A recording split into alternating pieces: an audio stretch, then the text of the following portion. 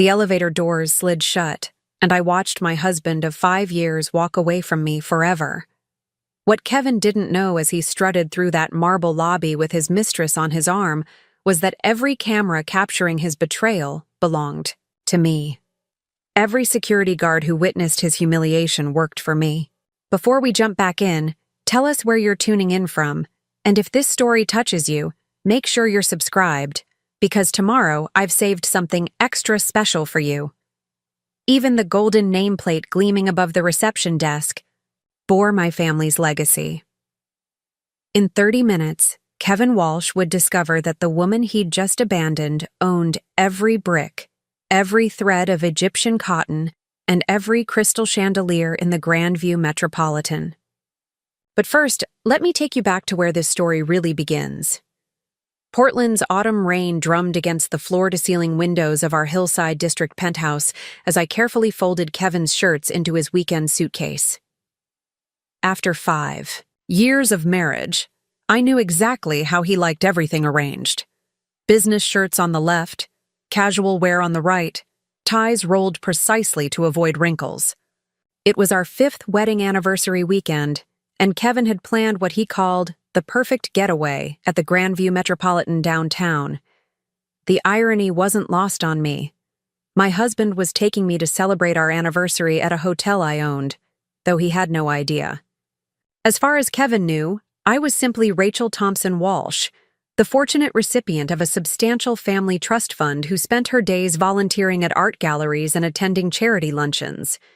He saw me as his beautiful, wealthy wife who provided the financial stability his consulting firm needed to thrive. What he didn't see was the woman who inherited the largest hotel chain on the West Coast at 21 and had been quietly expanding it ever since. Kevin burst through the bedroom door, his phone pressed to his ear, gesturing wildly as he spoke to someone about quarterly projections. His dark hair was perfectly styled, his Tom Ford suit impeccable, and his smile as practiced as always. Even, during what should have been an intimate moment preparing for our anniversary, he couldn't disconnect from work, or what I thought was work. "Victoria, I need those numbers by Monday," he said into the phone, not even glancing in my direction. "The Henderson account depends on it." Victoria Hayes. I'd heard that name more frequently in recent months. Kevin's new business associate, a striking blonde who'd joined Walsh & Associates 6 months ago. According to Kevin, she was brilliant with investments, had connections throughout the Pacific Northwest, and was essential to his firm's expansion plans. According to my growing suspicions, she was something else entirely. I zipped his suitcase, closed and set it by the bedroom door. "Ready for our romantic weekend?" I asked, injecting just enough playfulness into my voice to mask the uncertainty that had been gnawing at me. Kevin ended his call and finally looked at me, though his attention felt distracted, almost obligatory. "Absolutely. 5 years, Rachel. Can you believe it?" I could believe it, but lately I'd been wondering if he could. The late-night calls that took him into his home office with the door locked.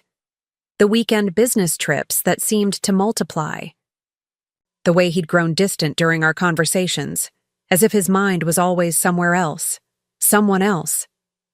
"The Grandview Metropolitan," he continued, straightening his cufflinks. "I spared no expense. Presidential suite, champagne service, dinner at their Michelin-starred restaurant. Only the best for my incredible wife." The words should have warmed my heart, but something felt rehearsed about them. Kevin had always been charming, but lately, his charm felt like a performance rather than genuine affection. Still, I pushed. Those thoughts aside, this was our anniversary weekend. Maybe the intimate setting would help us reconnect. The drive downtown took us through Portland's tree-lined streets, past the coffee shops and bookstores that gave the city its character. Kevin drove his Mercedes with one hand, the other holding his phone as he fired off text messages at red lights. I watched the familiar scenery pass by, each landmark carrying memories of the empire I'd built in secret. There was the corner where I'd stood at 19, fresh out of college, learning that my grandmother's will had left me controlling interest in Grandview hotels and resorts. The law office where I'd spent countless hours with attorneys, understanding the full scope of my inheritance. The bank where I'd sat across from loan officers, convincing them to finance my expansion plans while pretending to be just another young socialite with more money than sense. Kevin knew none of this. When we met at a charity fundraiser 7 years ago, I'd been deliberately vague about my background.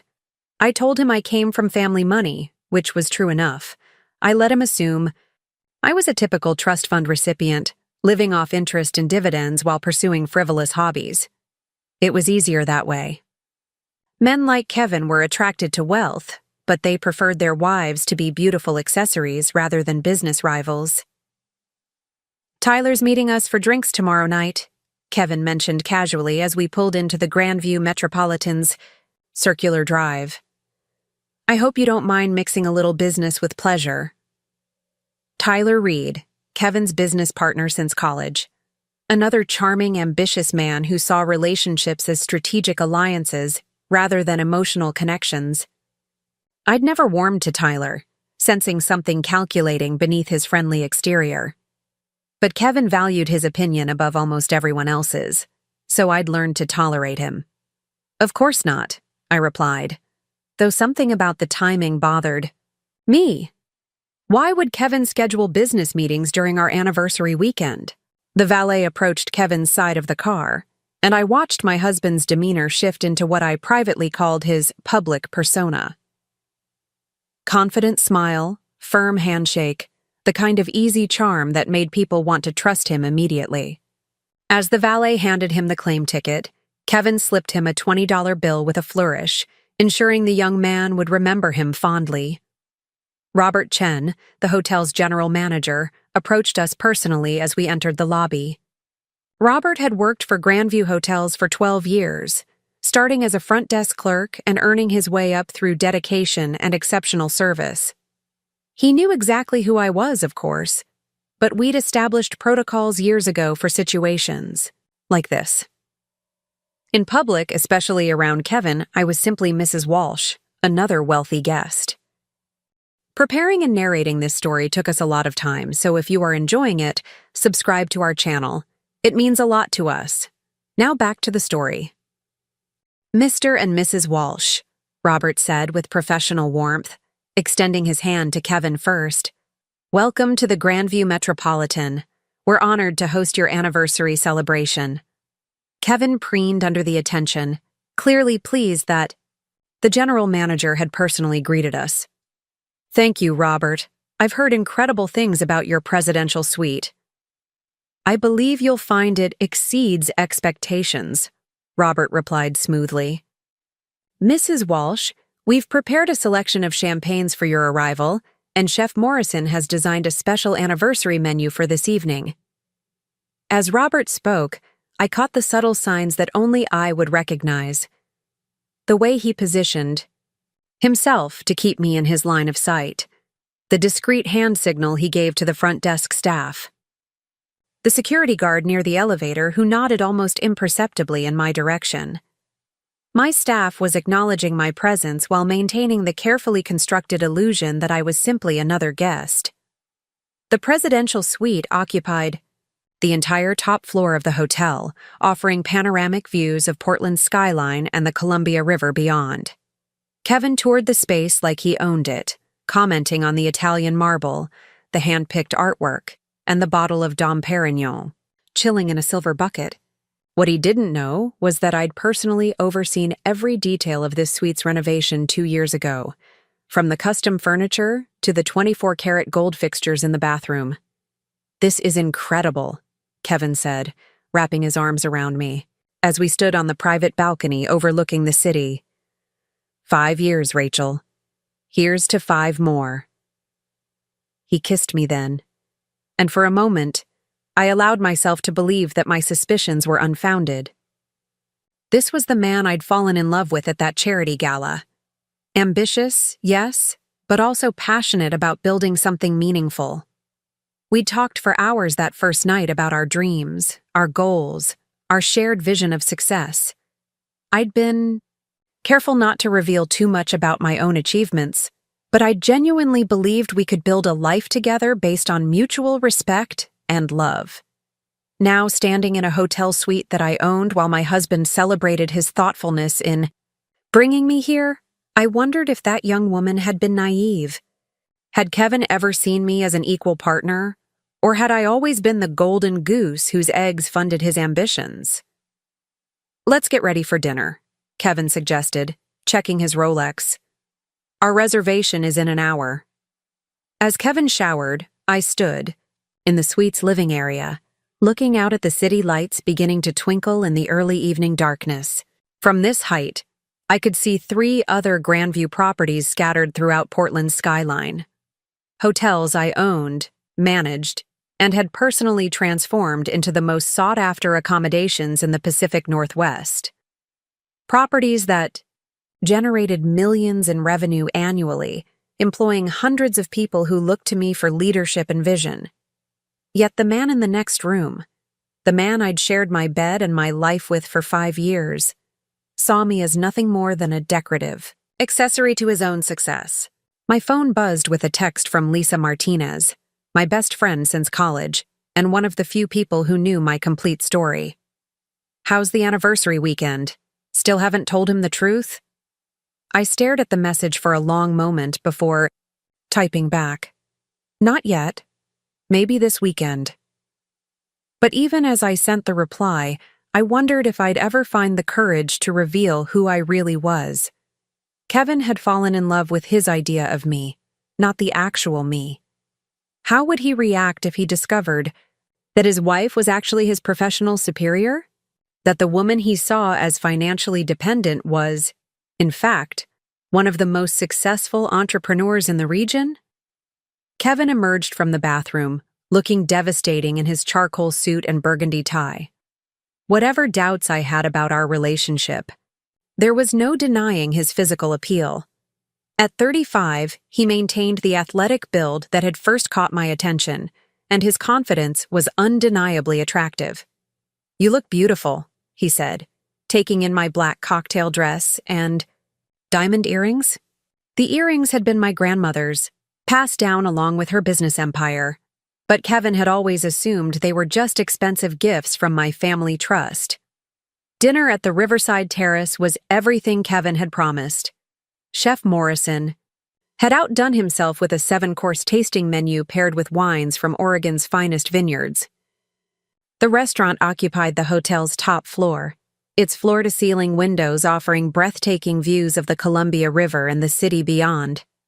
Every table was filled with well-dressed diners, and the soft jazz trio in the corner created the perfect ambiance for romance. Kevin was at his most charming throughout dinner, regaling me with stories from his latest business deals and asking about my volunteer work at the Portland Art Museum. To any observer, we appeared to be the perfect couple celebrating a milestone anniversary, successful, attractive, clearly in love. But I noticed things that others might miss. The way Kevin's attention drifted whenever his phone buzzed, how he excused himself twice during dinner to take calls he claimed were urgent. The fact that he seemed more interested in being seen at this exclusive restaurant than in having intimate conversation with me. "I have a surprise for you tomorrow," Kevin announced as we shared dessert, a decadent chocolate soufflé that was the restaurant's signature dish.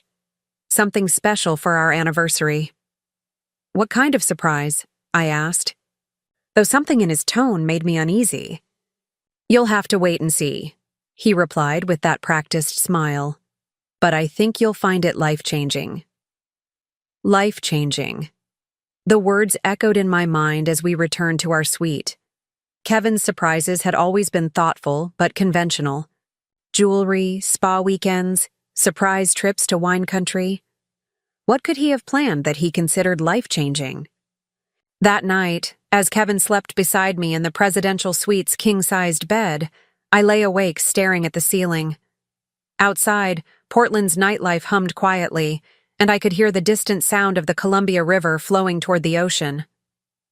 This hotel, this suite, this entire building represented everything I'd worked to achieve since inheriting my grandmother's legacy.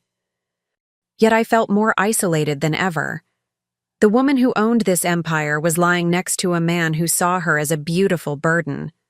The entrepreneur who employed hundreds of people was pretending to be nothing more than a wealthy socialite. The heiress, who had transformed her inheritance into something even greater, was hiding behind a facade that grew more suffocating every day. As dawn broke over Portland, painting the Columbia River in shades of gold and rose, I made a decision. This anniversary weekend would be the last time I pretended to be someone I wasn't. Whether Kevin's surprise was the romantic gesture he claimed or something else entirely, I would finally tell him the truth about who I really was. I had no idea that before the weekend was over, Kevin would reveal a truth of his own. One that would shatter everything I thought I knew about our marriage and set in motion a chain of events that would change both our lives forever. But first, I had to get through one more day of being Rachel Walsh, the grateful wife who had no idea she was sleeping in a bed she owned, in a hotel she'd built, surrounded by staff who answered to her alone. The irony was about to become much more complicated. Saturday morning arrived with Portland's typical autumn drizzle, the kind of gentle rain that made the city feel intimate and mysterious. I woke to find Kevin already dressed in his running gear, checking his fitness tracker with the dedication of someone preparing for a marathon. Through the presidential suite's floor-to-ceiling windows, the Columbia River looked gray and restless under the overcast sky. "Going for your morning run?" I asked, stretching beneath the Egyptian cotton sheets that I'd personally selected when designing this suite. 20-mile loop along the waterfront, Kevin replied without looking up from his phone. Need to clear my head before the big day ahead. Something about his tone struck me as odd. Kevin was always focused on fitness, but 20 miles seemed excessive for a leisurely anniversary weekend. More concerning was the phrase, "big day ahead." Yesterday he'd mentioned a surprise, but now it sounded like he had an entire agenda planned. "What time will you be back?" I asked, sitting up and reaching for the silk robe draped across the nearby chair. "Probably around noon," he said, finally meeting my eyes. "Why don't you enjoy the spa? Get a massage, facial, whatever makes you happy." My treat. The casual dismissal in his voice made my stomach tighten. This wasn't the tone of a loving husband encouraging his wife to relax. It was the tone of someone who needed me occupied and out of the way. After Kevin left, I stood on the suite's private balcony with my morning coffee, watching him emerge from the hotel's main entrance 30 floors below. Instead of turning toward the waterfront running path, he walked to the parking garage.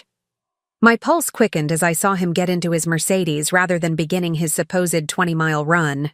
I grabbed my phone and called Lisa Martinez, the one person who knew all my secrets and wouldn't judge me for what I was about to do. "Rachel, it's barely 8 in the morning," Lisa answered with a yawn. "This better be good." "I need you to do something for me," I said, still watching Kevin's car pull out of the garage. "Can you track a license plate?" Lisa was quiet for a moment.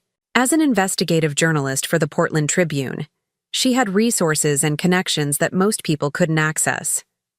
More importantly, she'd been warning me about Kevin's behavior for months, noticing changes in his patterns that I'd been too close to see clearly. "What's going on, Rachel? You sound stressed."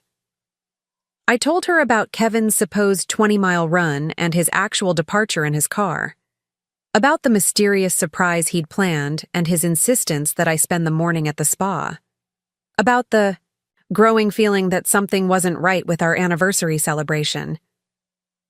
"Text me his license plate number," Lisa said, her voice now fully alert. "Give me 30 minutes. While I waited for Lisa's callback, I did something I'd never done before. I accessed the hotel's security system from my phone. As the owner of Grandview Hotels, I had administrative access to all our property's surveillance networks. Within minutes, I was watching Kevin's car on traffic cameras throughout downtown Portland. He wasn't heading toward any running trails. Instead, he drove directly to the Pearl District, one of Portland's most upscale neighborhoods. My heart sank as I watched him park outside Provence, an intimate French bistro known for its private dining rooms and romantic ambiance. This wasn't a restaurant where you grabbed a quick breakfast before a run. This was where you took someone special for a secret rendezvous. My phone rang exactly 30 minutes later.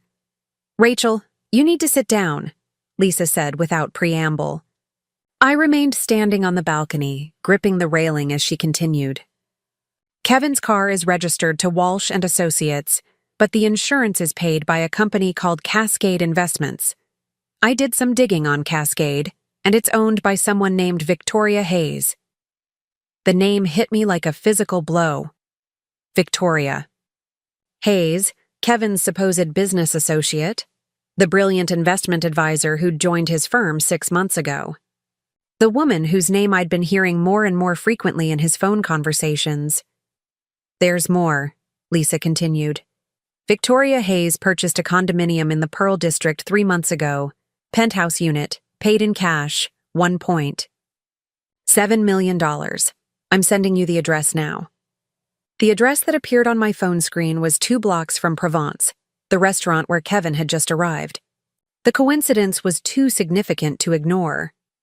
"Lisa, I need you to come downtown," I said, my voice steadier than I felt. "Bring your camera equipment.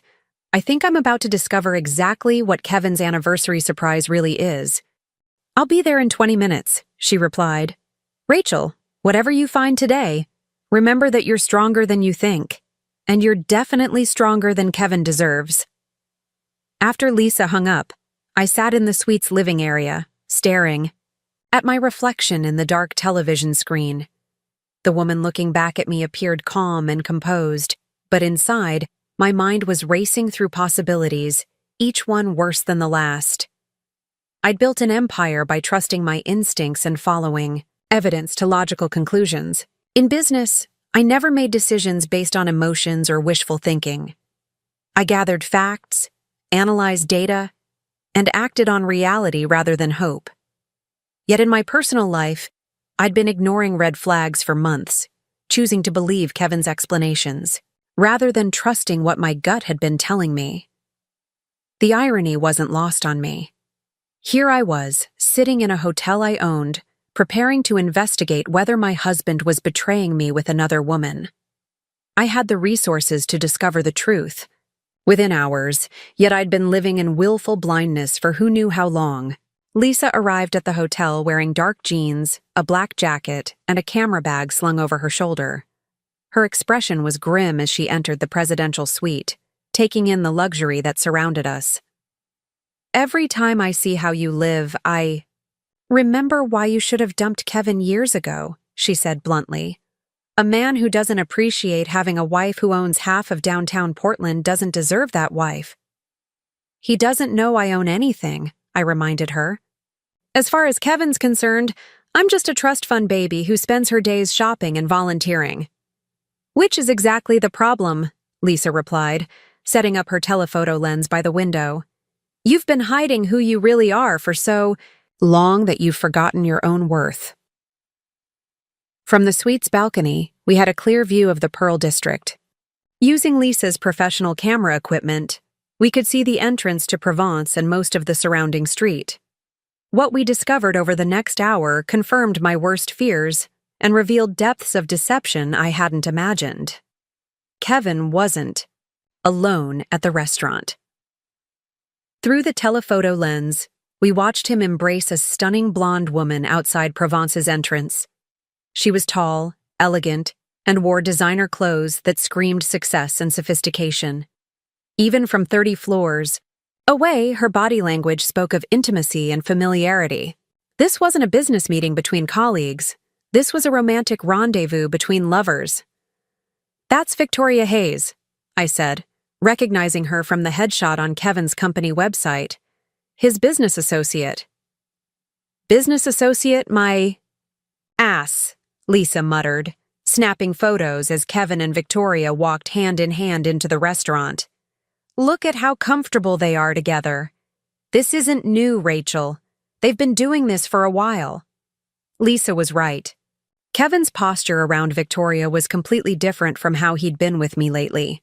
With her, he appeared relaxed, animated, genuinely engaged. The contrast to his distracted, almost obligatory behavior during our anniversary dinner was stark and painful. "There's something else," Lisa said, lowering the camera to look at me directly. "I did more research on Victoria Hayes this morning. She's not just some random investment advisor. She's the daughter of Marcus Hayes, who owns Hayes Development Group. They're Grandview Hotel's biggest competitor in the Pacific Northwest." The revelation hit me like ice water. Marcus Hayes had been trying to acquire Grandview properties for years, making increasingly aggressive offers that I'd consistently refused. His development company specialized in converting historic hotels into luxury condominiums, destroying the character and heritage that made properties like mine special. "You think Victoria is using Kevin to get information about my hotels?" I asked, though even as I spoke the words, I knew they were true. "I think Victoria is using Kevin, period," Lisa replied. "The question is whether Kevin knows he's being used or if he's actively participating in whatever scheme they've cooked up." We spent the next 2 hours documenting everything. Lisa photographed Kevin and Victoria leaving the restaurant together, their obvious intimacy captured in devastating detail. We followed them through the telephoto lens as they walked to Victoria's penthouse building, watched them enter together, and confirmed that Kevin had no intention of returning to the hotel anytime soon. At noon, Kevin texted me. Run took longer than expected.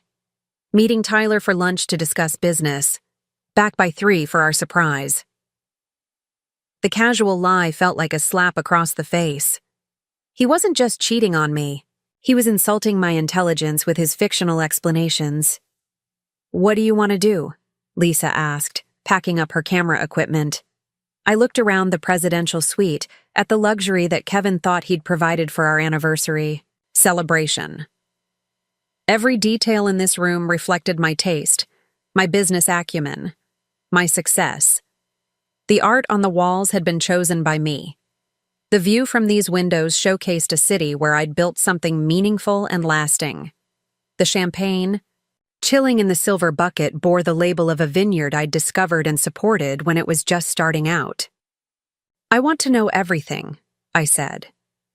"How long this has been going on, what Victoria really wants, and exactly what kind of surprise Kevin has planned for this afternoon." Lisa made several phone calls while I used my access to hotel security systems and business databases. Within an hour, we'd assembled a timeline that painted a clear picture of betrayal and deception. Victoria Hayes had indeed joined Walsh & Associates 6 months ago, but not as a mere employee. According to incorporation documents that Lisa uncovered, she was actually a 50% partner in the firm. Kevin had restructured his business, giving Victoria equal ownership in exchange for what appeared to be substantial financial investment. More damning was the discovery of email exchanges between Kevin and Victoria that Lisa found through her investigative contacts. The messages, dating back 8 months, revealed both a passionate affair and a calculated business strategy. Victoria had been feeding Kevin information about hotel acquisition opportunities, encouraging him to pursue deals that would ultimately benefit Hayes Development Group. Most shocking of all was an email thread from 2 weeks ago discussing their Portland project. The messages were cryptic, but the implications were clear.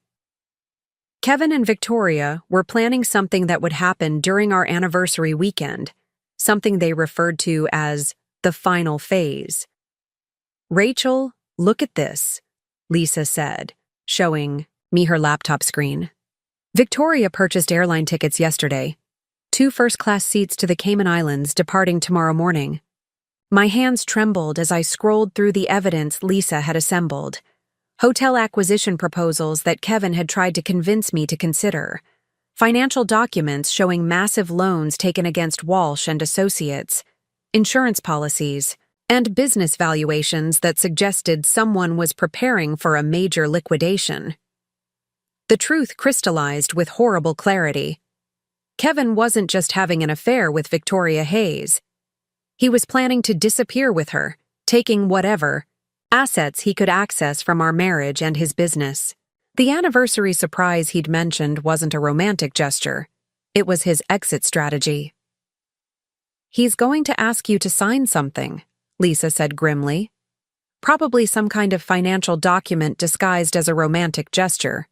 Power of attorney, property transfers, access to your accounts." I stood up abruptly, pacing to the window and looking down at the city I'd helped shape through my business decisions. Somewhere out there, my husband was with another woman, planning to betray not just our marriage, but everything I'd worked to build.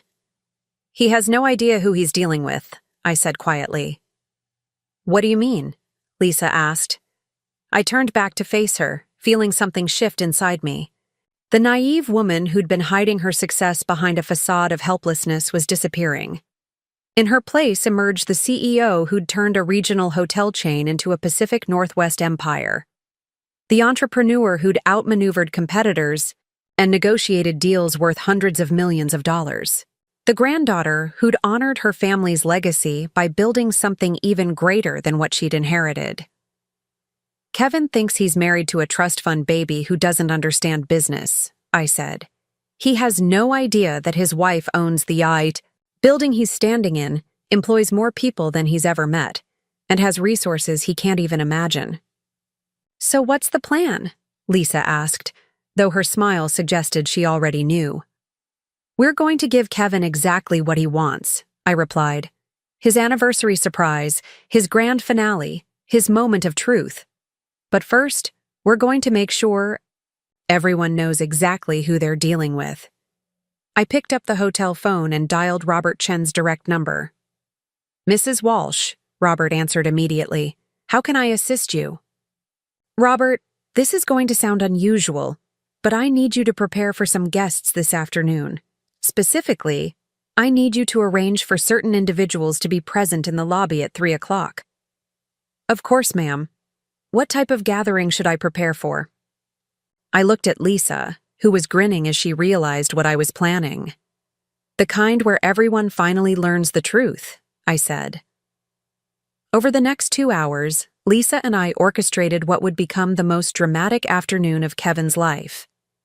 While he was with Victoria, planning whatever deception they had in mind, I was assembling the pieces of his complete destruction. Phone calls were made to Marcus Johnson, the private investigator I kept on retainer for sensitive corporate matters. Email messages were sent to Patricia Williams, my personal attorney, requesting her immediate presence at the hotel. Amanda Thompson, my sister and the only family member who knew the full extent of my business empire, was contacted and asked to fly in from Seattle. Most importantly, I reached out to Marcus Hayes himself, Victoria's father and the man who'd been trying to acquire my hotels for years. The conversation was brief but illuminating.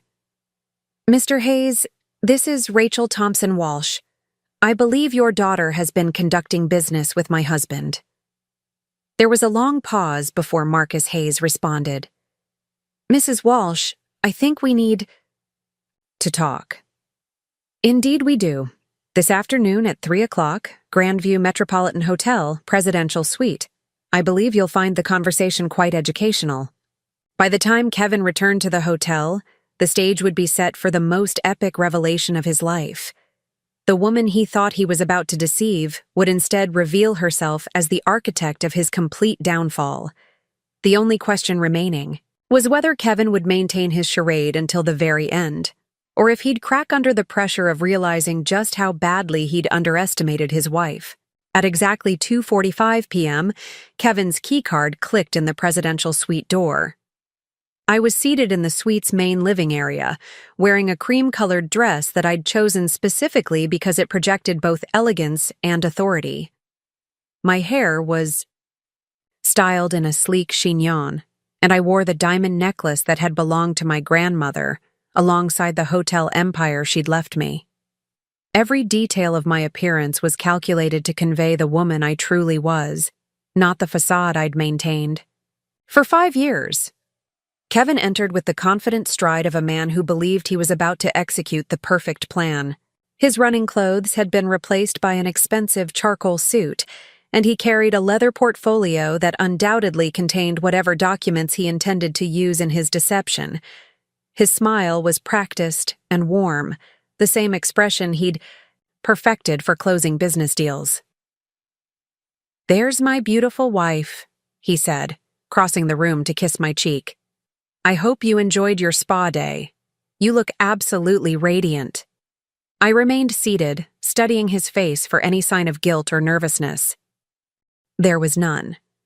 Kevin was completely confident in his ability to manipulate me, so secure in his belief that I was a naive trust fund recipient that he couldn't conceive of any scenario where his plan might fail. "I had a lovely morning," I replied, smoothly. "Very enlightening, actually. I learned quite a bit about business opportunities in Portland." Kevin's expression flickered almost imperceptibly, but he recovered quickly. "Business opportunities? That's a bit out of your usual wheelhouse. Isn't it, sweetheart?" The condescension in his voice was subtle but unmistakable. Kevin had always spoken to me as if I were an intelligent but ultimately frivolous woman whose interests extended no further than charity events and shopping. For 5 years, I'd allowed him to maintain this illusion. Today, that was going to change. "You might be surprised by what's in my wheelhouse," I said, gesturing to the chair across from me. "Please sit down. I believe you mentioned having a surprise for our anniversary." Kevin settled into the chair, opening his leather portfolio, with theatrical flair. "I do indeed. Rachel, these 5 years have been incredible, but I think it's time we took our relationship to the next level." He withdrew a stack of documents from his portfolio, spreading them across the coffee table between us. Even upside down, I could see official letterheads, signature lines, and legal terminology. Whatever Kevin was about to propose, it involved formal paperwork that would undoubtedly give him access to assets he believed I controlled. "I've been working with some brilliant financial advisors," Kevin continued, his voice taking on the persuasive tone he used with clients. "They've identified some incredible investment opportunities that could secure our future for generations. All I need is your signature on a few documents to get the process started." I leaned forward to examine the papers more closely, though I already knew what I'd find. Power of attorney documents that would give Kevin complete control over my supposed trust fund. Investment agreements that would transfer my assets into accounts he could access. Legal forms that would essentially hand over everything I owned to the man who was planning to abandon me for another woman. "These look quite comprehensive," I observed, picking up the top document. "Joint financial planning, consolidated asset management, unified investment strategies. Someone put a lot of thought into this." Kevin's confidence grew as he misinterpreted my calm reaction as compliance. "Victoria Hayes, my business partner, designed the entire portfolio. She's brilliant with complex financial structures.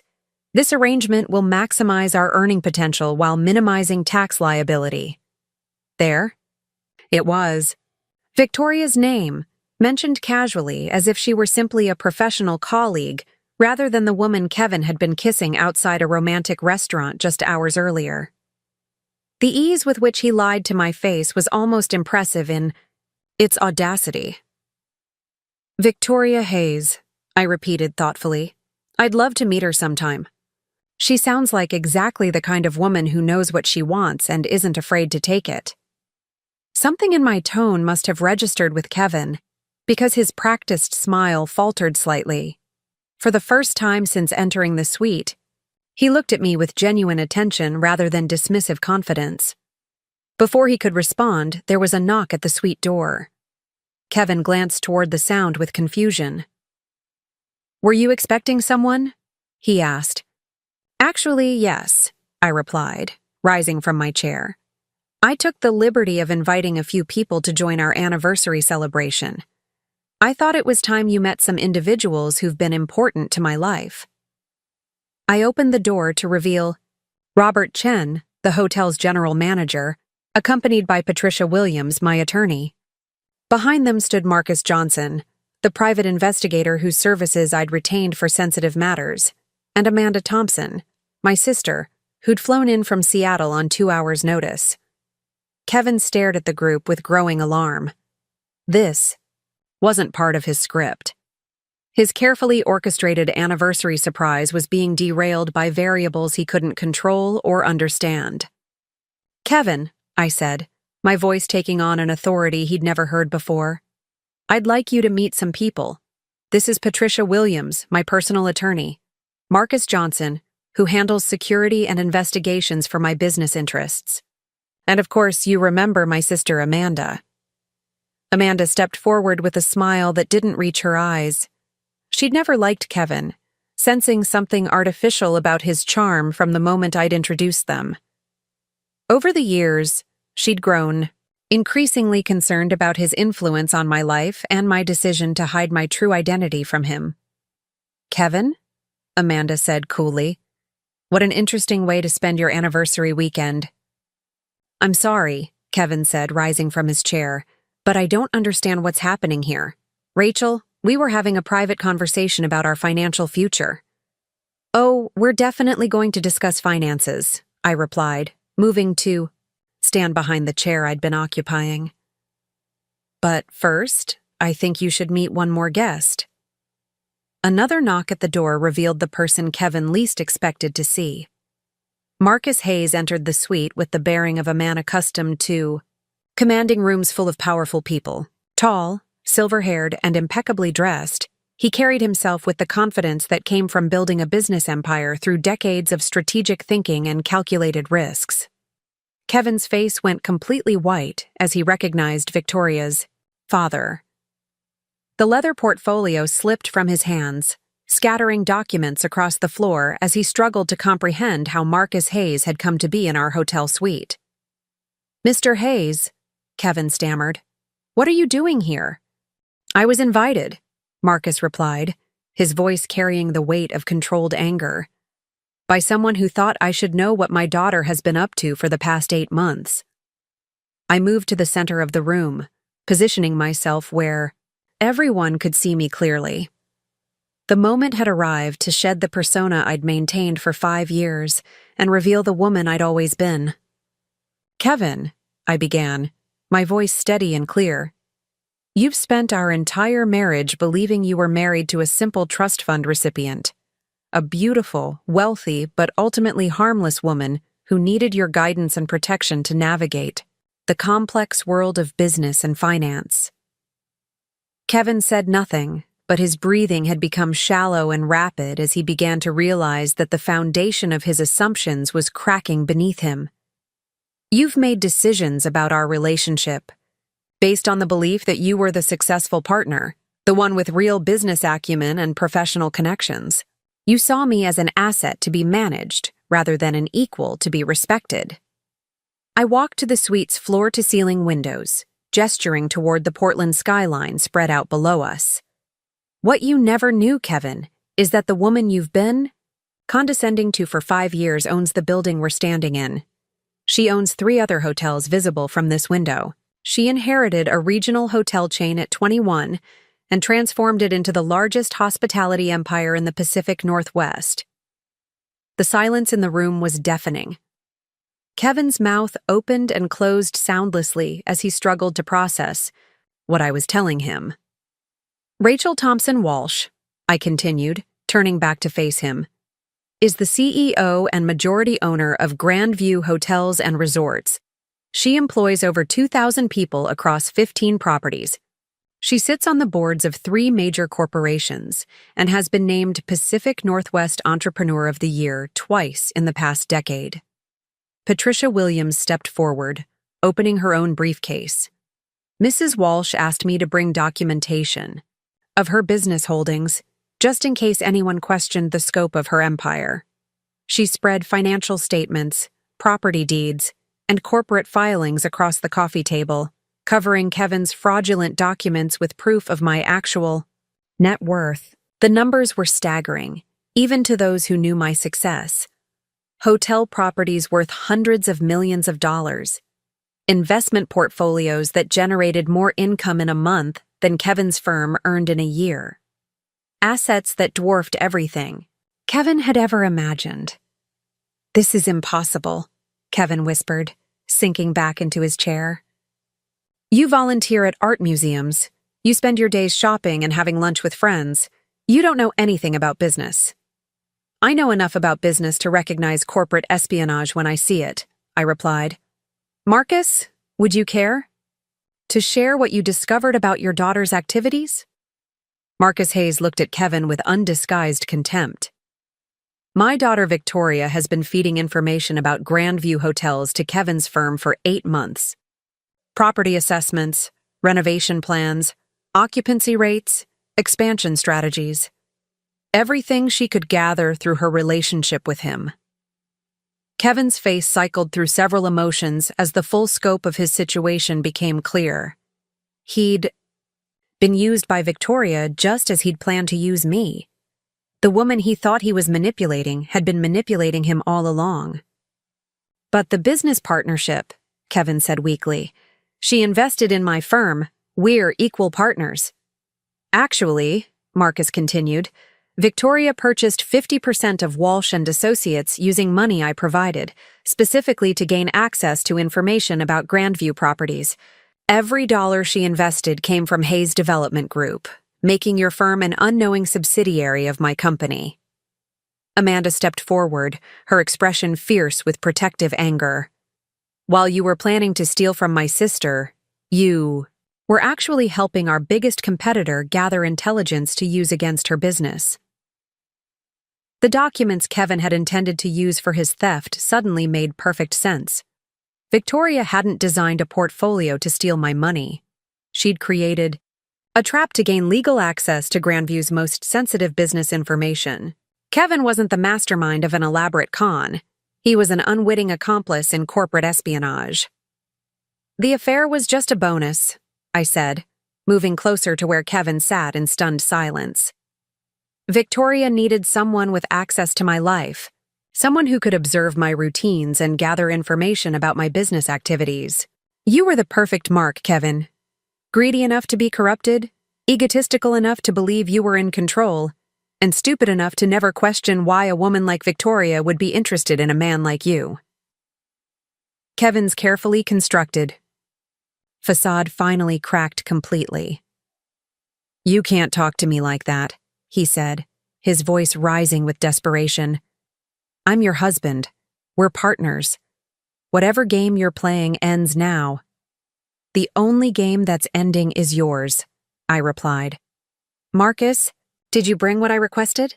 Marcus Hayes reached into his jacket and withdrew a thick envelope. "Photos of Kevin and Victoria together this morning. Bank records showing the movement of Hayes development funds through Walsh and Associates.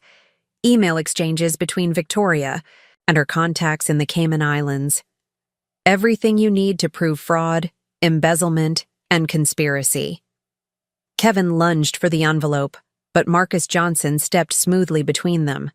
The private investigator's presence was intimidating, enough to make Kevin reconsider any physical confrontation. "You can't do this to me," Kevin said, his voice cracking with panic. "I love you, Rachel. Everything I did was for us, for our future." "Everything you did was for yourself," I corrected. "You saw me as a means to an end, just like Victoria saw you. The difference is that Victoria is actually intelligent enough to execute her plans. You're just a useful idiot who got caught." I moved to the suite's phone and dialed hotel security. "Robert, please send security to the presidential suite.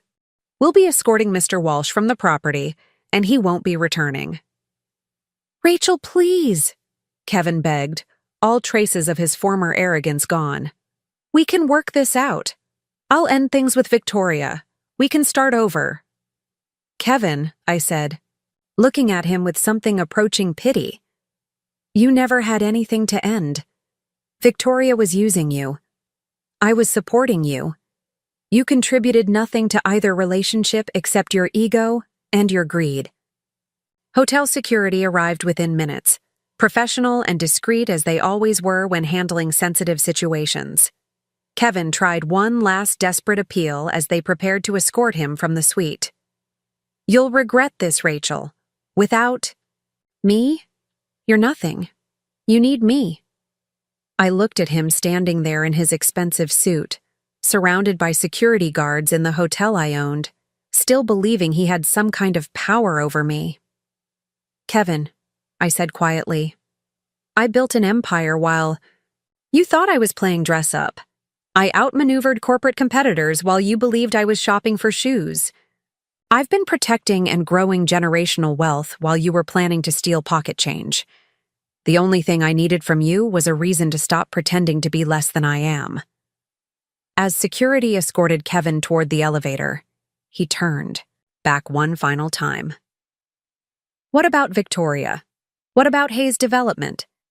"Victoria and her father are about to discover that corporate espionage has consequences," I replied. "Especially when you target someone who owns more lawyers than you have employees." The elevator doors closed on Kevin's shocked face, and suddenly, the presidential suite felt lighter, as if the oppressive weight had been lifted from the air. Amanda was the first to break the silence. "I can't believe you kept up that charade for 5 years. How did you stand pretending to be helpless when you're one of the most powerful women in the Pacific Northwest?" "I thought I was protecting what we had," I admitted. "I was afraid that if Kevin knew who I really was, he'd feel threatened or inadequate. Instead, by hiding my strength, I enabled him to see me as a victim." Patricia Williams began collecting the scattered documents from the coffee table. "What would you like me to do about Mr. Walsh's attempted fraud? We have enough evidence to pursue criminal charges." I walked to the window again, looking out at the city where I'd built my legacy. Somewhere out there, Kevin was probably calling Victoria, desperate to salvage their plan or at least escape with whatever assets they could still access. They had no idea that their scheme had been exposed before it could even be executed. "File a restraining order to keep Kevin away from all Grandview properties," I said. "Freeze any accounts associated with Walsh and Associates, and prepare a civil suit for attempted fraud and conspiracy." "What about the criminal charges?" Marcus Johnson asked. I considered the question carefully. Kevin had tried to steal from me, but his attempt had failed so completely that pursuing criminal prosecution seemed almost redundant. More importantly, I had bigger targets to focus on. "Let's see how cooperative Kevin becomes when he realizes the scope of the legal trouble he's facing," I said. "Victoria and Hayes Development are the real threats. Kevin is just a pawn who's outlived his usefulness." Marcus Hayes had been quiet throughout Kevin's removal, but now he stepped forward with something approaching respect in his expression. "Mrs. Walsh," he said formally, "I owe you an apology. My daughter's actions were unethical and illegal. Hayes Development had no official knowledge of her corporate espionage activities." I studied his face, looking for any sign that he was lying. Marcus Hayes was a formidable businessman who'd built his empire through aggressive acquisition strategies and fierce competition. It was entirely possible that he'd known about Victoria's activities and was now trying to distance himself from her failures. "Your daughter spent 8 months infiltrating my personal life through my husband," I said. "She gathered confidential business information, attempted financial fraud, and conspired to damage my company's competitive position. Whether you knew about it officially or not, Mr. Hayes, Victoria learned these tactics somewhere." Marcus nodded, slowly, accepting the implicit accusation. "You're right. Victoria has always been ambitious, perhaps too ambitious.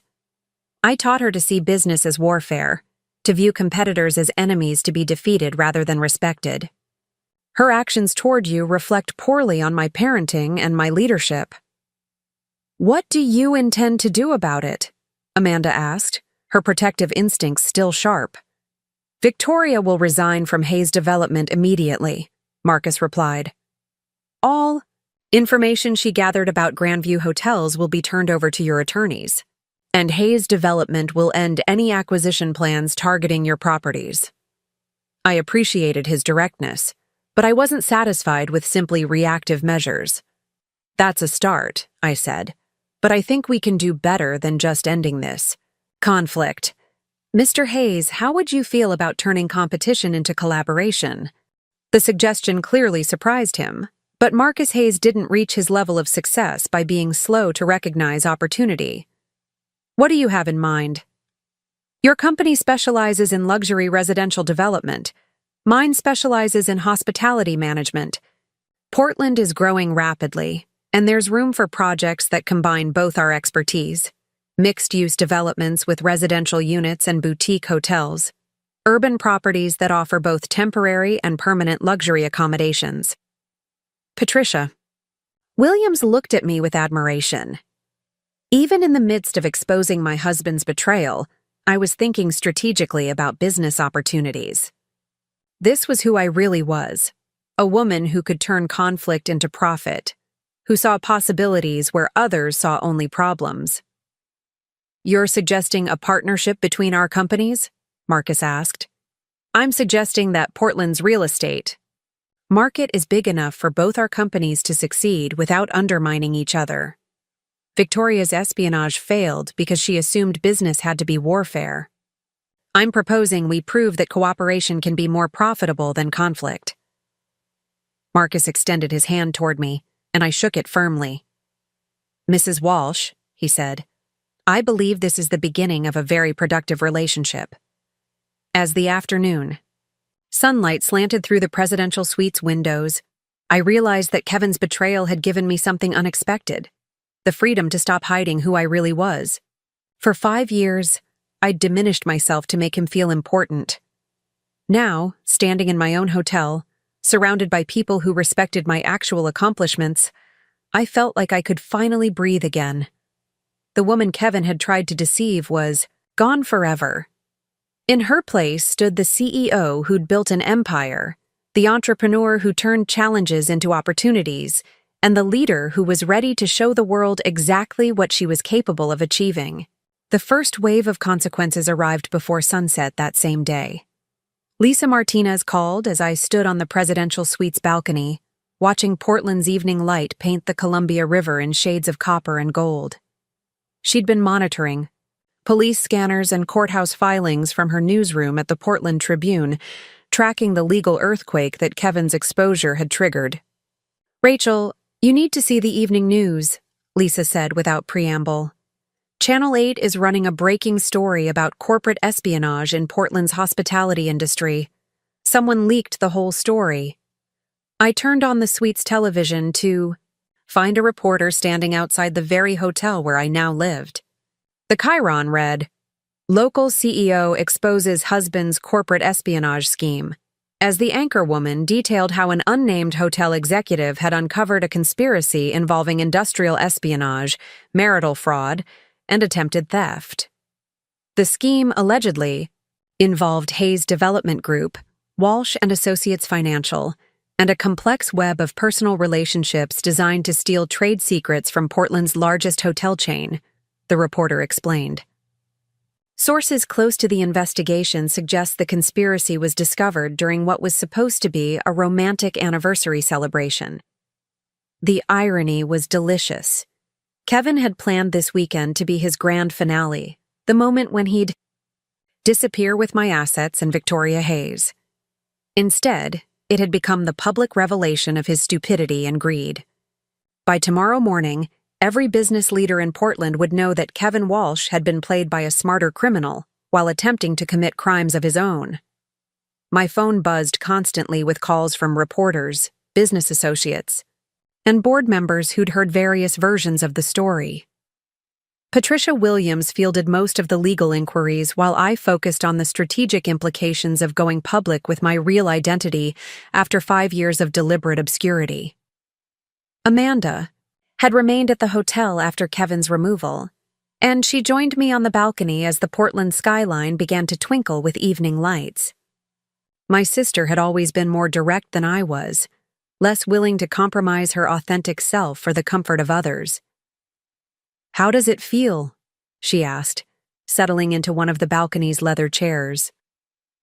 Finally being able to stop pretending. You're someone else? I considered the question as I watched traffic move through the streets below. For 5 years, I'd lived a carefully constructed lie, hiding my accomplishments and dimming my intelligence to avoid threatening Kevin's fragile ego. The relief of dropping that facade was almost overwhelming. Liberating, I admitted, and terrifying. I'd almost forgotten what it felt like to be completely honest about who I am. "What are you going to do about the business?" Amanda asked. "Now that everyone knows you own Grandview Hotels, you can't exactly go back to pretending you're just a socialite with too much time on her hands." She was right, of course. The revelation of my identity would require a complete restructuring of my public persona.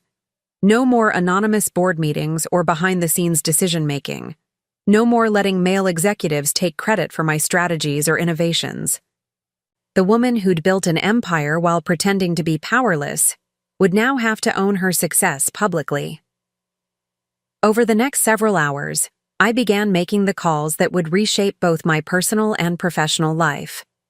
The first was to the Board of Directors of Grandview Hotels, formally announcing that I would be stepping into the public-facing CEO role that I'd technically held for years, but had never publicly claimed. "Ladies and gentlemen," I began the emergency board meeting I'd called for 8 p.m.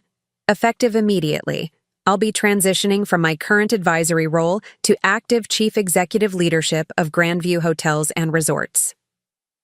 The board, members participating via video conference from their respective locations, showed various degrees of surprise despite having worked with me for years. They'd known I was the owner, of course, but most had assumed I preferred to remain in the background while others handled day-to-day operations. "Rachel," said Margaret Foster, our longtime board chair, "are you certain you want to take on the public scrutiny that comes with high-profile corporate leadership? You've been very effective working behind the scenes." "I'm certain, Margaret. Recent events have made it clear that hiding my capabilities doesn't protect anyone. In fact, it creates vulnerabilities that our competitors have attempted to exploit." I outlined my vision for Grandview's future, including the potential partnership with Hayes Development that I'd proposed to Marcus Hayes. The board was intrigued by the possibilities, especially the mixed-use development projects that could expand our market reach into residential luxury properties. "There's another matter we need to address," I continued. "Walsh and Associates Financial has been providing consulting services to several of our properties.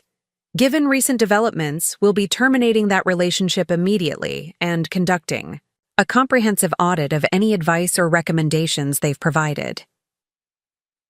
The implications were significant.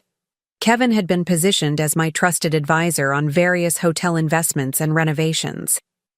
If he'd been feeding information to Victoria, Hayes all along, then every recommendation he'd made needed to be scrutinized for potential sabotage or misdirection. By 10 p.m., I'd restructured my entire professional identity. Press releases were being prepared to announce my transition to active CEO leadership.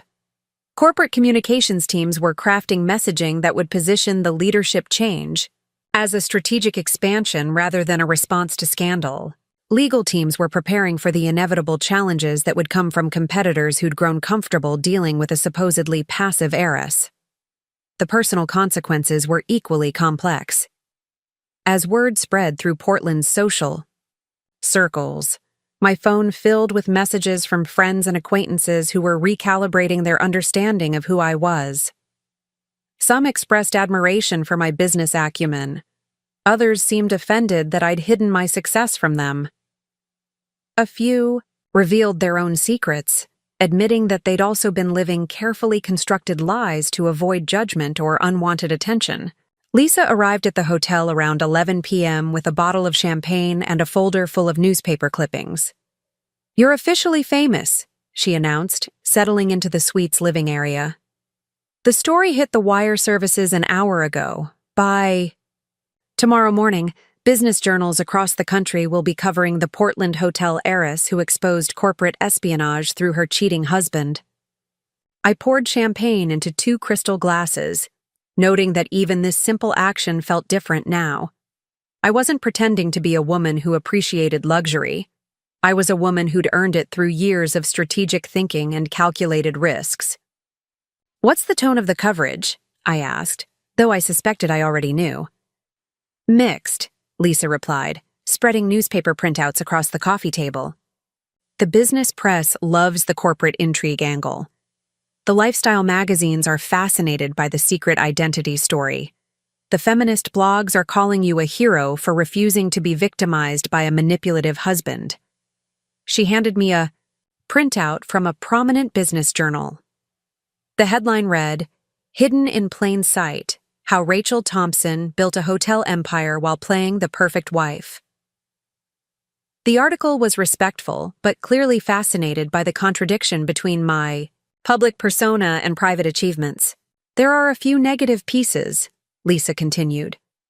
"Some columnists are questioning why you felt the need to hide your success in the first place. A couple of business writers are suggesting that your secrecy raises questions about transparency in corporate leadership." I'd expected criticism, though it still stung to read it. The articles questioning my decision to hide my identity missed the fundamental reality of what it meant to be a successful woman in a male-dominated industry. Kevin's reaction to discovering my true accomplishments had proven exactly why I'd felt the need to hide them. Men like him couldn't handle being married to women more successful than themselves. "What about Kevin?" I asked. "Any word on where he ended up?" Lisa's expression grew grim. "He checked into a downtown motel about 6 hours ago. Apparently, Victoria Hayes cut off all contact with him the moment news of the investigation broke. His business accounts have been frozen pending the fraud investigation, and several clients have already canceled their contracts with Walsh and Associates." The speed of Kevin's downfall was almost breathtaking. This morning, he'd been a confident con artist planning to steal millions of dollars and disappear to the Cayman Islands. Tonight, he was alone in a cheap motel, abandoned by his co-conspirator and facing potential criminal charges. "Has he tried to contact you?" Lisa asked. 17 missed calls and 43 text messages, I replied, showing her my phone. "I haven't read them, and I don't plan to. Patricia Williams is handling all communication through our attorneys." Amanda rejoined us after making her own series of phone calls to family members and business associates in Seattle. News traveled fast in the Pacific Northwest's interconnected business community, and she'd been fielding questions about our family's involvement in the Grandview empire. "Mom would have been proud," Amanda said, referring to our mother who'd passed away when I was in college. "She always said you had grandmother's business instincts, but she worried you were too generous with people who didn't deserve it. Our grandmother had been a formidable woman who'd built Grandview hotels through sheer determination and strategic brilliance. She taught me that success required both vision and ruthlessness, the ability to see opportunities others missed and the courage to act on them decisively." Kevin's betrayal had reminded me of lessons I'd temporarily forgotten. The next morning brought a flood of media attention that confirmed my transition from anonymous heiress to public CEO. Reporters gathered outside the Grandview Metropolitan, hoping to catch a glimpse of the woman who dominated overnight news cycles. Financial networks requested interviews about my business philosophy and expansion plans. Industry publications wanted to feature my story as an example of successful family business succession. I held my first press conference as public CEO at noon, standing in the hotel's elegant conference room before an audience of reporters, business leaders, and curiosity seekers. The questions ranged from respectful inquiries about my business strategy to more invasive speculation about my marriage and Kevin's criminal behavior. "Mrs. Walsh," asked a reporter from the Wall Street Journal, "how long do you expect to maintain active leadership of Grandview Hotels? Will you be stepping back once this current situation is resolved?" "I'll be maintaining active leadership indefinitely," I replied firmly. Grandview Hotels has thrived under collaborative management for years, but recent events have demonstrated the value of having a clearly identified public leader who can speak authoritatively about our vision and values. "What about your husband's role in the alleged espionage scheme?" pressed a reporter from a local television station. Did you have any suspicions about his activities before this weekend? I'd prepared for this question, knowing that my answer would be scrutinized for both honesty and strategic messaging. I trusted my husband completely, which made his betrayal both personally devastating and professionally dangerous, I said. This experience has reinforced my belief that business decisions should be based on verified facts rather than personal relationships. Moving forward, Grandview Hotels will implement additional security measures to protect our proprietary information. The press conference lasted 45 minutes, establishing me as a thoughtful and decisive leader while deflecting the most intrusive questions about my personal life. By the time it ended, I felt like I'd finally stepped fully into the role I'd been avoiding for years. Marcus Hayes called that afternoon to confirm our preliminary partnership discussions. His tone was respectful but cautious, clearly aware that aligning with Grandview Hotels would now mean working with a high-profile CEO rather than a behind-the-scenes owner. Mrs. Walsh, he began, I want to reiterate Hayes Development's commitment to the collaboration we discussed yesterday. However, I feel obligated to mention that Victoria has retained her own legal counsel and is denying any involvement in corporate espionage. I wasn't surprised by Victoria's denials, though I found her strategy amusing. The evidence against her was overwhelming, including the photographs Lisa had taken of her intimate rendezvous with Kevin and the financial records showing information payments from Hayes Development through Walsh and Associates. Mr. Hayes, I replied, your daughter's legal strategy is her own concern. My focus is on building a partnership that benefits both our companies and strengthens Portland's development market. Victoria's actions were unethical and illegal, but they don't define Hayes Development's potential value as a collaborator. I appreciate your perspective, Marcus said. I've prepared a preliminary proposal for joint development projects that I'd like you to review. The first property we're considering is a waterfront site that could accommodate both luxury residential units and a boutique hotel. The conversation lasted an hour, covering financial structures, design philosophies, and market positioning for our potential partnership. By the end, I was convinced that Hayes Development could be a valuable ally despite Victoria's betrayal. Marcus Hayes was a shrewd businessman who understood that success required adapting to changing circumstances. Late that afternoon, Patricia Williams arrived with updates on the legal proceedings against Kevin and Victoria. The fraud investigation was moving quickly, with prosecutors expressing confidence that they could secure convictions on multiple charges. Kevin's attorney has reached out about a plea agreement, Patricia explained. They're willing to cooperate fully with the investigation in exchange for reduced charges. Apparently, Kevin is prepared to testify against Victoria Hayes in detail. The news didn't surprise me. Kevin had always been more follower than leader, more easily manipulated than manipulative. When faced with serious legal consequences, he'd naturally try to minimize his own exposure by providing evidence against his co-conspirator. What kind of cooperation are they offering? I asked. Complete financial records of all transactions between Walsh and Associates and Hayes Development. Email communications between Kevin and Victoria dating back to when their relationship began. Documentation of any Grandview Hotel information that Victoria specifically requested or Kevin provided. The scope of Kevin's proposed cooperation was extensive enough to ensure Victoria's conviction while potentially implicating others in Hayes Development, who might have been aware of the espionage scheme.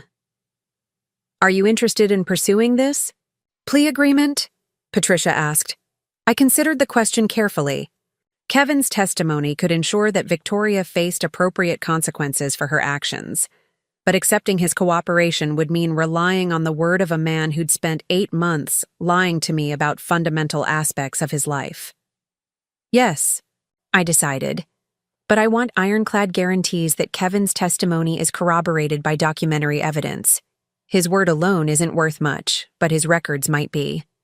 As evening approached, I found myself alone in the presidential suite for the first time since Kevin's exposure. The space felt different now. No longer a luxurious prison where I hid my true identity, but a sanctuary where I could finally be completely honest about who I was. I called room service and ordered dinner from the Riverside Terrace, the same restaurant where Kevin and I had celebrated our anniversary just 2 nights ago. This time, I ate alone, savoring both the excellent food and the freedom to enjoy it, without pretending to be someone else. My phone buzzed with a text message from an unknown number. Against my better judgment, I opened it. "Rachel, please give me a chance to explain. I know I made mistakes, but we can work this out. I love you. Kevin." I stared at the message for a long moment, marveling at Kevin's continued self-delusion. Even now, facing criminal charges and financial ruin, he believed he could charm his way back into my life. The man who'd planned to steal my assets and abandon me for another woman still thought he deserved forgiveness and another chance. I deleted the message without responding and blocked Kevin's number. Some bridges, once burned, should never be rebuilt.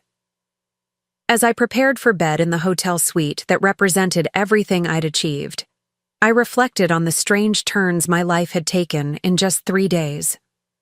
I'd lost a husband who'd never really loved me, gained the freedom to live authentically, and positioned my company for its most ambitious expansion in years. Tomorrow would bring new challenges as I navigated the complexities of public leadership and corporate growth. There would be competitors who'd try to exploit any perceived weakness, business partners who'd need to adjust to my new visibility, and personal relationships that would require recalibration based on my honest identity. But tonight, for the first time in 5 years, I fell asleep as completely myself.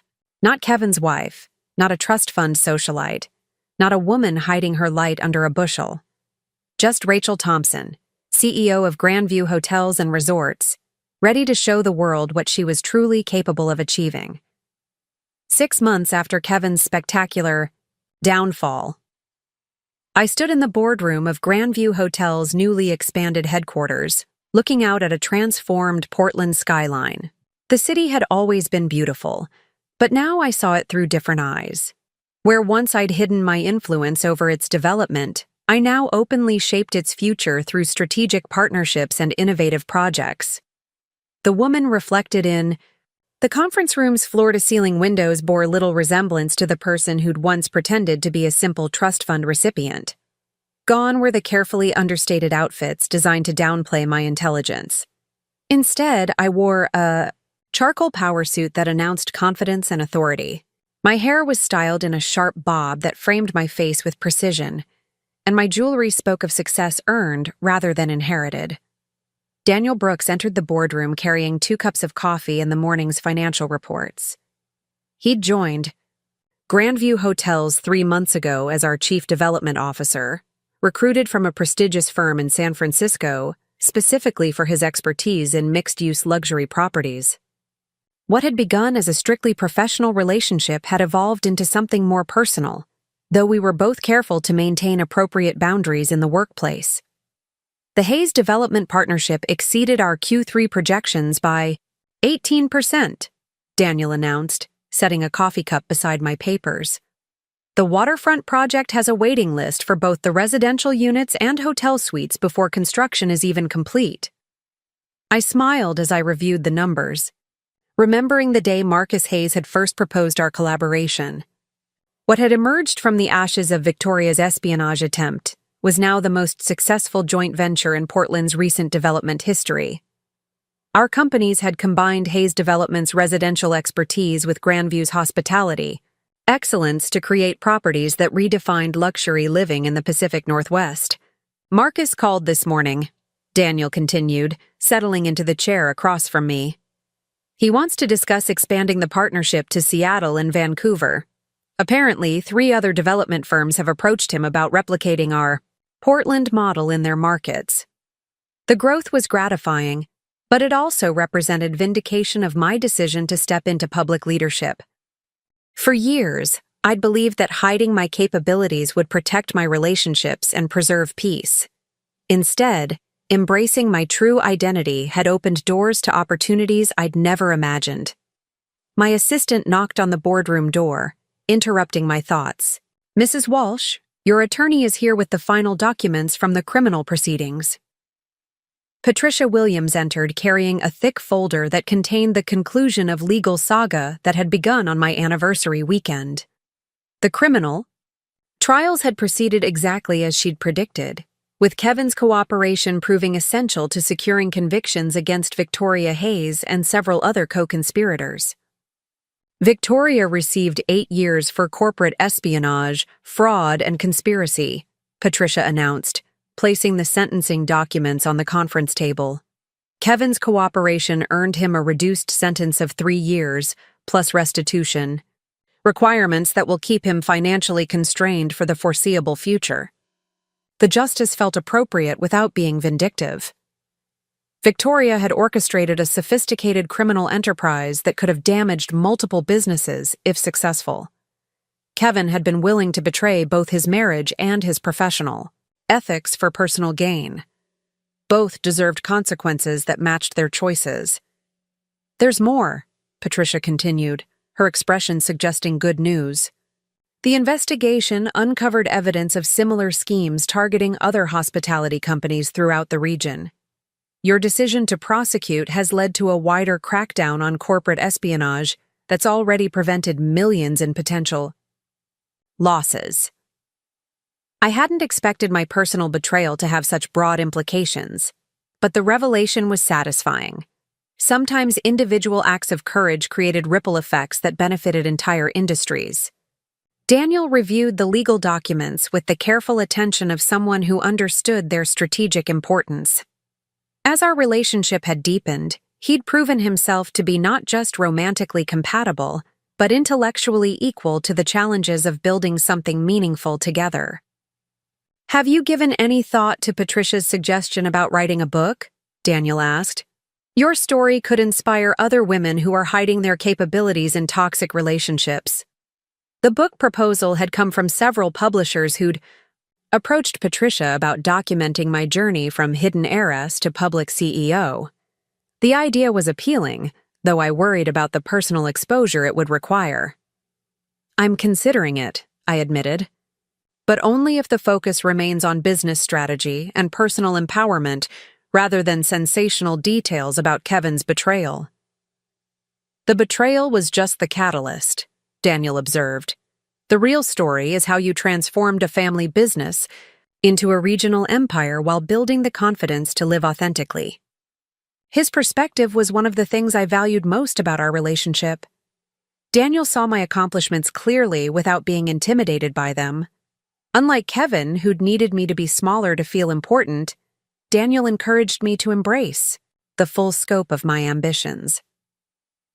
Amanda arrived for our weekly lunch meeting, a tradition we'd established to maintain family connections despite our busy schedules. My sister had been instrumental in helping me navigate the transition from anonymous owner to public leader, providing both emotional support and practical advice based on her own experience running our family's Seattle-based investments. "I have news," Amanda announced as we settled into the restaurant's private dining room. "The business school at University of Washington wants to create a case study about Grandview's transformation. They're particularly interested in analyzing how family businesses can successfully transition to next-generation leadership." The academic recognition was unexpected but welcome. Business schools had long studied family enterprises that failed during succession planning, but fewer examined companies that thrived through strategic evolution and decisive leadership changes. "What would the case study involve?" I asked, though I suspected the answer would require significant time investment. "Interviews with key stakeholders, analysis of financial performance before and after your transition to active leadership, and documentation of the strategic partnerships you've developed. They want to understand how hiding your identity initially hindered growth and how revealing it accelerated success." The research would provide valuable insights for other family business owners facing similar challenges.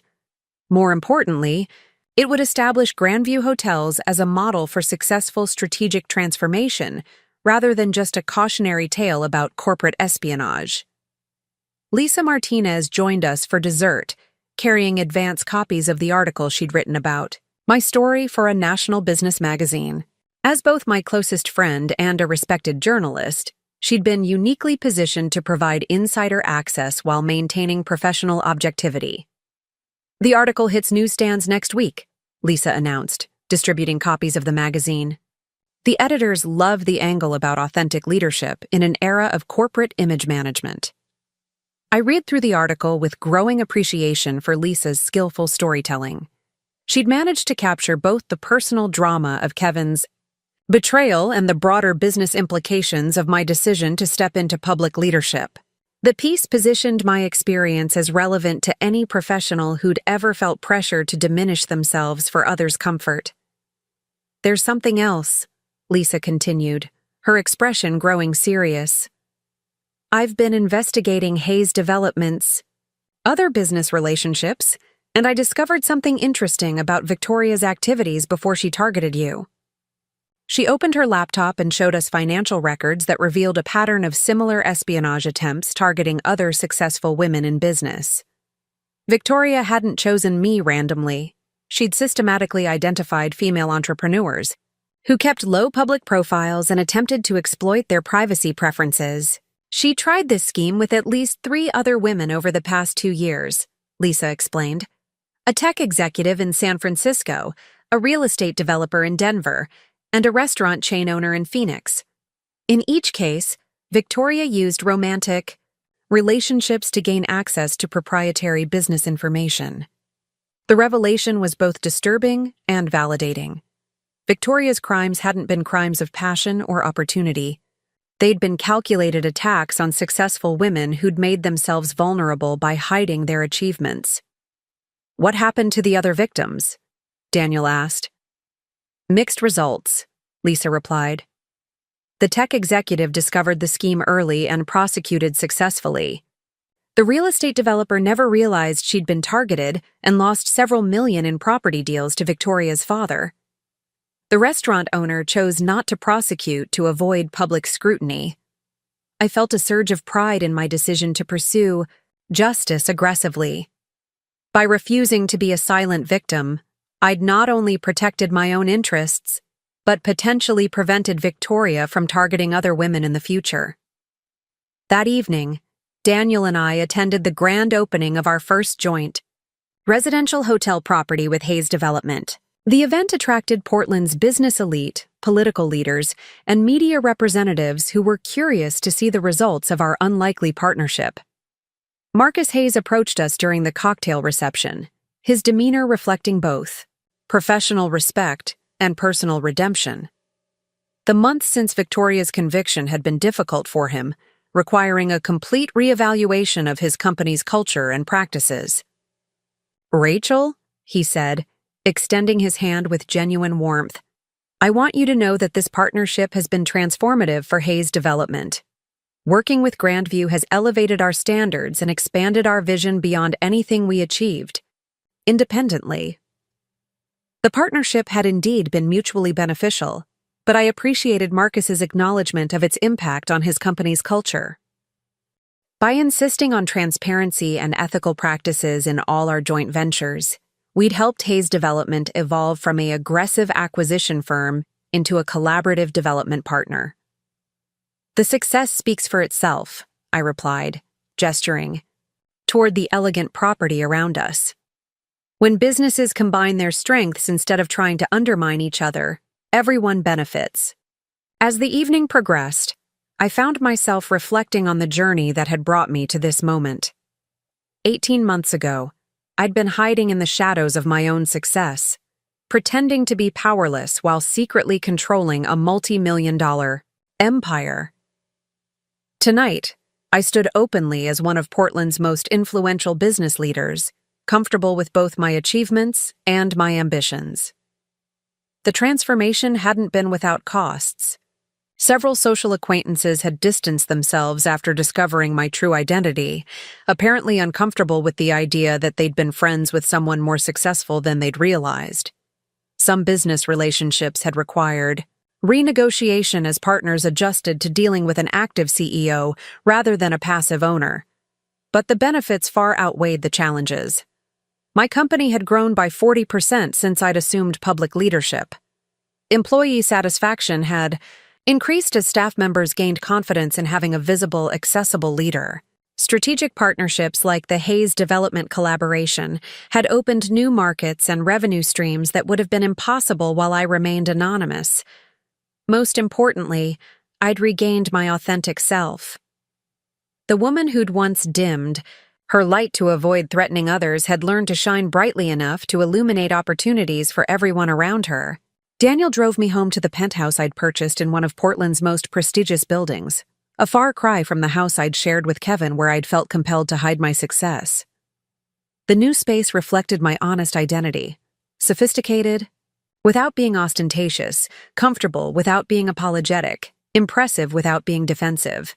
"I have something to tell you," Daniel said as we stood on my balcony overlooking the city lights. "I received a job offer today.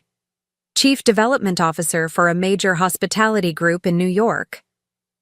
My heart clenched with unexpected anxiety. Over the past 3 months, Daniel had become more than just a romantic partner. He'd become a trusted advisor and collaborative equal who understood both my professional challenges and personal growth. "That sounds like an incredible opportunity," I managed, though my voice betrayed my concern about his potential departure. "It is," Daniel agreed, which is why I turned it down immediately. I stared at him in surprise, not sure I'd heard correctly. "You turned down a promotion in New York?" "Rachel," Daniel said, taking my hands in his, "I didn't leave San Francisco to advance my career. I came to Portland to build something meaningful with someone extraordinary. The opportunity I want isn't in New York or anywhere else. It's right here, with you, continuing to grow Grandview Hotels into something unprecedented." His words were exactly what I needed to hear, but I had to be certain he understood the implications of choosing to stay. "Daniel, building a life with me means accepting that my business will always be a central part of who I am. I won't hide my success again, not for anyone." "I wouldn't want you to," he replied firmly. I fell in love with the woman who built an empire, not someone pretending to be less than she is. Your success doesn't intimidate me. It inspires me to be better. 6 months later, Daniel and I were married in a ceremony that perfectly reflected our authentic selves. Instead of hiding in an anonymous venue, we celebrated at the newest Grandview property, surrounded by employees, business partners, and friends who knew exactly who we were. Amanda served as my maid of honor, Lisa documented the event for posterity, and Marcus Hayes attended as both a business partner and family friend. The contrast to my anniversary weekend with Kevin couldn't have been starker. Where Kevin had planned deception and betrayal, Daniel offered honesty and partnership. Where Kevin had seen my wealth as something to exploit, Daniel viewed my success as something to celebrate and support. As I danced with my new husband in the ballroom of a hotel I owned, wearing a dress that cost more than many people's annual salary without apology, I realized that authentic happiness required authentic living. For years, I'd believed that love meant making myself smaller to accommodate others' insecurities. Now I understood that real love meant finding someone who encouraged me to be my full, complete, successful self. The business continued to thrive under my open leadership. Grandview Hotels expanded to 23 properties across 4 states, with plans for international development already in motion. The Hayes Development Partnership spawned a new division focused entirely on mixed-use luxury properties that combined hospitality and residential excellence. More importantly, my story had inspired other women to embrace their achievements openly. The book I eventually wrote became a bestseller, not because it exposed Kevin's betrayal in salacious detail, but because it provided a roadmap for transforming hidden potential into visible success. Standing in my office 1 year after Kevin's conviction, reading financial reports that showed record-breaking quarterly performance, I finally understood the lesson my grandmother had tried to teach me before her death. Success wasn't something to hide or apologize for. It was something to wield responsibly for the benefit of everyone whose lives it could improve. The woman who'd once pretended to be powerless while secretly controlling an empire had learned to be openly powerful while serving something greater than herself. Employees depended on my leadership for their livelihoods. Communities benefited from the jobs and economic growth my investments created. Industry standards improved because of the ethical practices I insisted upon in all business relationships.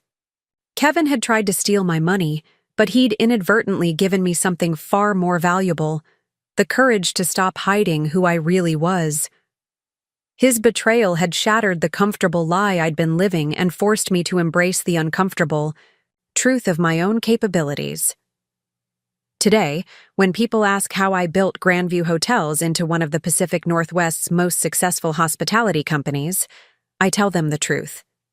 It wasn't built overnight through a single brilliant strategy or fortunate inheritance. It was built day by day, decision by decision, by a woman who learned to trust her instincts, value her contributions, and never again make herself smaller for someone else's comfort. The hotel where Kevin abandoned me that weekend still stands, in downtown Portland, now expanded and renovated to reflect the vision of the woman who'd always owned it, but had finally claimed it. Sometimes I walk through its lobby and remember the person I used to be, hiding in plain sight, wealthy but powerless, successful but silent. That woman is gone forever, replaced by someone stronger, wiser, and unafraid of her own accomplishments. The greatest revenge, I learned, isn't destroying those who hurt you. It's becoming so authentically successful that their betrayal becomes irrelevant to your happiness. Up next, you've got 2 more standout stories right on your screen. If this one hit the mark, you won't want to pass these up. Just click and check them out.